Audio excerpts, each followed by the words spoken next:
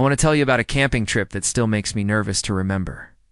It happened in August 2023 near Marcy Dam in the Adirondack Mountains of northern New York. For friends, Emmy, Rix, Jenna, and Luis drove up from Albany on a Friday afternoon, hoping for a quiet weekend of hiking and star watching. The trailhead parking lot was busy. Once we hiked 2 miles in and reached a backcountry campsite along the brook, it felt remote and peaceful. We pitched 2 small tents under tall spruce trees, hung a bear bag, and cooked noodles on a tiny stove. A few hundred feet away across the clearing, we noticed another campsite. A single gray backpacking tent sat there, its rainfly drooping like a tired flag. No one seemed to be around, so we guessed the camper was out exploring the high peaks. We shrugged it off and spent the rest of the evening joking about who would win the next. Days climb up Mount Marcy. That night was calm, only crickets, the distant rush of the brook, and the wind brushing treetops. In the morning, we boiled coffee and hiked Avalanche Pass. The trail was steep and slippery, but the views of Avalanche Lake were worth every step. We returned to camp, tired but happy. Ate freeze-dried chili and watched the sky fade from orange to deep blue. Around 11 p.m., while we sat by our little fire, a flashlight beam swept through the trees. A man stepped into the circle of light. He was maybe in his late 30s, wearing a faded red flannel, jeans and hiking boots caked with mud. His beard was patchy, and his hair stuck to his forehead with sweat, even though the night felt cool. He greeted us with a slow wave, but didn't smile. "I'm from the site over there," he said, jerking his thumb toward the gray tent. "Mind if I warm up a minute?" Oh. His voice carried a rough edge, more like someone half awake than someone drunk. We nodded politely. "Camp manners?" And he crouched near, the flames stretching his hands out as if he'd been freezing. Then the questions began. "How long are you folks staying?" "Just till Sunday," Riss answered. "Are you from close by?" The man continued, eyes shifting from one of us to the next. "Albany," I said. "That's 2 hours south." "Yeah," he said. "So you're going to work Monday morning? Classes? Anyone expecting you?" Each question felt stranger than the last, too personal, too interested in our plans. He stared at our tents and gear while speaking as if counting items. No one was sure what to say, so we let the silence hang. Finally, Jenna said woo, returning. "In." The man stood us, without looking anyone in the eye, and walked back toward his site. His flashlight beam jumped around, never pointing straight ahead. Leaves crackled under his steps long after we lost sight of him. We tried to laugh it off. Maybe he was lonely. Perhaps he'd had too little sleep. Yet an uneasy feeling settled over us. We zipped ourselves into our tents, but I lay awake. Counting every rustle outside around 2 a.m., I heard slow footsteps in the pine needles. They circled our tents once, then again. Boot heel scraped a rock. I held my breath. Steps moved. Away, branches snapped, and everything went silent, except for my pounding heart. I must have drifted off because dawn filtered through the nylon before I opened my eyes again. When we unzipped the doors, the campsite looked like a storm had passed. Our cooler was tipped over, and energy bar wrappers and granola were scattered, like confetti. One of Jenna's hiking poles lay snapped in half. Deep impressions, boot prints, ringed the tents in a wide loop, maybe 30 feet around. Whoever made them had walked a perfect circle, then another, as if mapping the ground. Rix followed. A line of prints toward the stranger's site. The gray tent stood collapsed, stakes still in the soil, but the man was gone. The fire pit there was cold. Few burned soup cans lay in the ashes. No backpack, no footprints leading out to the main trail, only more crushed grass where someone had knelt for a while. We packed in record time, nervous jangling, and hiked to the Marcy Dam Ranger Outpost. The backcountry ranger listened carefully, checked his permit list, and frowned. "Only 4 registered parties up this way last night," he said, tapping his clipboard. None matched that description, and all are accounted. 4. He radioed other rangers to keep an eye out, but admitted it would be nearly impossible to track one unregistered camper through miles of mixed trails. Before heading home, we stopped at a gas station in Lake Placid for coffee. The cashier noticed, argentary mood. When we told her a short version of the story, she shook her head. A couple of theft reports came in this week, she said. Food, sometimes a phone charger, nothing big, but the people said the guy asked weird questions first. She described a man in a red flannel with uneven beard growth.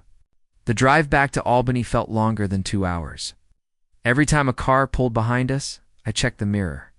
At home, I left my backpack by the door and slept on the couch with the porch light blazing. Days passed, but the unease lingered. I kept thinking about the neat circles of footprints and the calm way the man had asked, "Anyone expecting you?" As if rehearsing lines. Camping hasn't been the same since. I still love mountains and quiet lakes, but I choose public campgrounds now. It's the kind with neighbors and RVs and rangers who patrol by truck. The Adirondack are beautiful, yes, but the wilderness has long shadows, and sometimes those shadows belong to people, not trees. I took a week off work in early September 2023 and drove from Pittsburgh to the Elagi National Forest in northwestern Pennsylvania. Wanted real solitude. No phone signal, no friendly chatter at a public campground, just a small clearing beside a creek and the low hiss of wind through the oaks.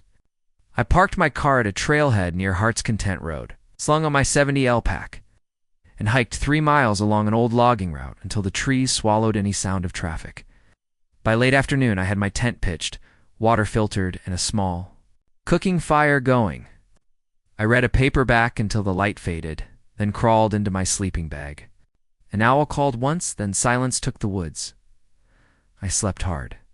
The next morning dawned cool and bright.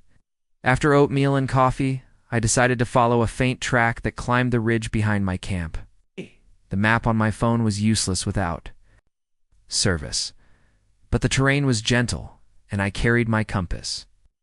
The trail wound through ferns and fallen birch trunks for maybe 40 minutes before it opened onto a long, overgrown driveway. At the end of it, I saw Akabon, weather-beaten clapboard, rusty tin roof sagging in the middle, windows covered with gray plywood. It looked abandoned for years. Curiosity won. I stepped onto the porch. Boards flexed under my boots. The door hung half open. Inside, dust coated everything. An iron stove, a cracked porcelain sink, a table with one leg missing. In a corner stood a metal bunk frame stripped of its mattress. Sunlight slanted through gaps in the roof, lighting mows of dust that drifted like slow snow. The air smelled off old mouse nests and damp wood. Part of me felt guilty for trespassing, but another part felt like I was walking through a forgotten time capsule. I moved from room to room, careful not to kick debris. On a shelf, I found a chipped coffee mug and a yellowed map of the forest, dated 1989. My flashlight beam caught claw marks on one interior wall, maybe a bear looking for food years ago. I took a photo with my watch's tiny built-in camera. At that moment, the floor creaked behind me. I froze. Another footstep, heavier than me, sounded on the porch. I switched off the flashlight and crouched. Behind the stove, through a narrow gap, I saw a figure step inside. He was tall and thin, beard tangled to his chest, hair matted, clothes almost rags. Mud coated his boots up to the ankles. He scanned the room slowly, eyes glassy but alert, like a stray dog sizing up a stranger. My heartbeat droomed in my ears. I remembered the self-defense drills from my kung fu class. Move first. Break the line of attack. But in that instant, I only wanted distance. The back door was 10 feet away, half blocked by a fallen beam. I eased 1 foot backward. The heel scraped. On grit with a tiny hiss. The man's head jerked toward my hiding place. His eyes locked on mine. Neither of us spoke. His lips parted, showing broken teeth. He stepped forward. I slid sideways, ducked under the beam, and reached the back door. It stuck on the frame. Yanked again, the hinge screeched. The man lunged, grabbing my pack strap. Fingerless gloves dug into my shoulder. Instinct took over, pivoted, planted my rear foot, and drove a straight punch into his sternum, just like in class. His breath burst out with a croak, and his grip loosened. I shoved him away and squeezed through the door as rotten wood cracked around the latch. Outside, briars snatched at my pants while I sprinted downhill. Branches slapped my face, but adrenaline blocked the sting. Behind me, I heard heavy steps crash through brush, then a guttural shout. The slope leveled near the creek. I leapt across a narrow secton and kept going until I glimpsed the orange guideline of my tent. I grabbed only the essentials: phone, wallet, car keys, water, and left the rest. I followed the creek downstream toward the marked trail, checking over my shoulder every few seconds. No sign of the man. It took nearly an hour to reach the trailhead and another uneasy mile to the small ranger station on Cherry Run Road. Luck was with me. A ranger sergeant named Miller was loading tools into a truck. I must have looked wild because he asked if I was hurt before I could speak. I told him everything: location, description, the attack. He radioed the county sheriff and asked me to stay while deputies arrived. Before I could speak, I told him everything: location, description, the attack. He radioed the county sheriff and asked me to stay while deputies arrived. When they did, 3 officers and Miller escorted me back, lights flashing through the trees. We covered the distance quicker in the truck and on an ATV, but when we reached the driveway, the cabin looked even emptier than before. Inside, fresh boot prints marked the dusty floor, but the place had been stripped. No mug, no map, no sign of the man. In the corner lay my Birkin flashlight lens. Behind the cabin, grass was trampled toward a ravine that led deeper into the forest. A deputy followed the tracks for 100 yards until they vanished among rocks. Dusk was closing in, so they flagged the site and planned a search for morning. Miller drove me back to my car. He advised a hotel in Warren for the night. I took that advice gladly. I lay awake in the motel bed, replaying the punch, the shock in the man's eyes, the absolute silence before he struck. Part of me wondered if he was a drifter hiding from society or a local hermit driven mad by isolation. Another part feared he might trail any lone camper who crossed his path. I made a quiet promise to camp with friends next time. A week later, the sheriff's office called, and they never found the man, but they discovered a tarp shelter. A mile north of the cabin, stocked with canned beans and boxes of instant noodles, stamped with last month's Selby dates, someone was still living wild out. There, I still train at my kung fu school every Tuesday, and sometimes the instructor asks us to visualize real threats. I picture that empty cabin, the stale air, and a pair of hollow eyes finding me in the dark. It reminds me that the forest is beautiful, but never truly empty.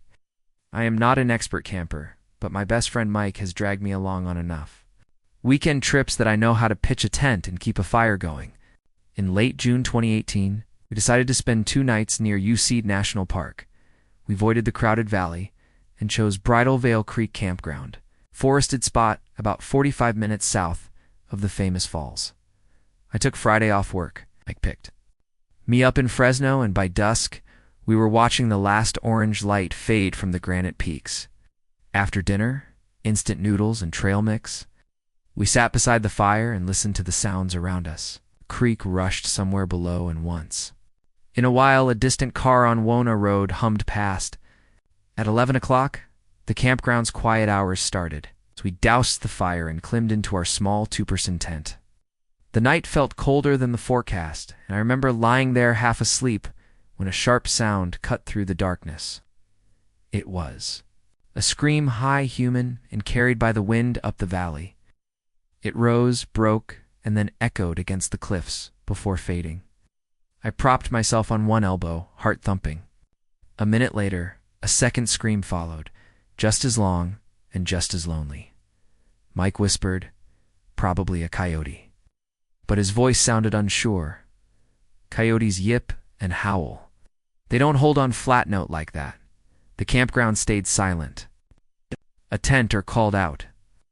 I kept waiting for a ranger's truck to drive by, but nothing happened.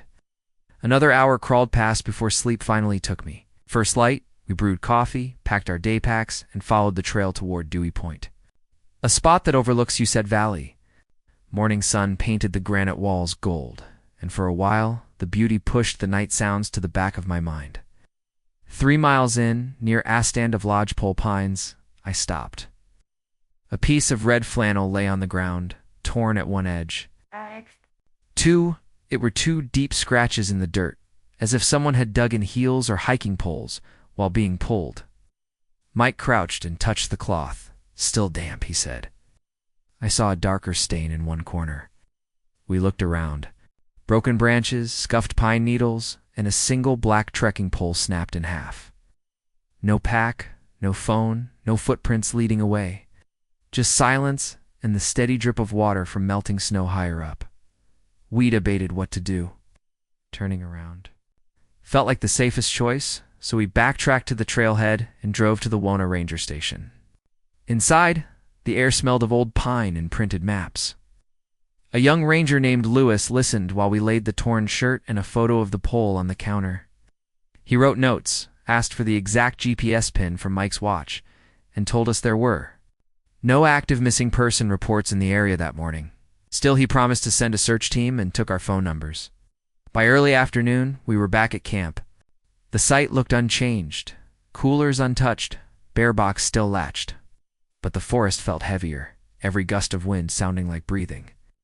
We skipped a second hike and stayed near the fire ring, speaking only when we had to. Sunset turned. The sky violet, and soon after, darkness filled the gaps between trees. Just past midnight, a single scream rose from the valley again. This time it ended abruptly, as if cut off. I sat upright, eyes on the thin tent wall. Footsteps crunched somewhere. Far below, then the metal clink of what might have been a car door. Neither of us said a word. We stayed frozen until dawn painted the tent walls pale gray. We broke camp in 20 minutes. On the drive out, we passed 3 search and rescue trucks heading the other way, orange gear bins strapped to their roofs. One ranger flagged us down, asked us to verify the coordinates again, and thanked us for reporting quickly. He would not share what they had already found. Back in Fresno that evening, I opened the local news site's Severe Hour. Nothing. 2 days. Later, a brief article appeared on the Fresno Bee's website. Family and friends were looking for a 27-year-old solo hiker named Laura Ortiz, last seen leaving a UC trailhead on June 23rd. The photo showed a smiling woman wearing a red flannel shirt. I emailed Ranger Lewis and attached the link. He replied that the search was ongoing, but still classified as missing, not presumed deceased. I read that line twice and felt no comfort in the wording. Weeks went by. Larger outlets picked up the story, then dropped it when no new clues surfaced. The forest stayed silent. Mike and I have not camped since. When coworkers ask why, I say something vague about a work schedule. The truth is simpler. In the quiet hours of night, I still hear that scream stretching over granite walls, and I still see torn cloth fluttering in the dust. If someone ever finds out what happened, I know Ranger Lewis will call. Until then, you see, it remains beautiful, but the valley holds an echo I cannot forget. What's all?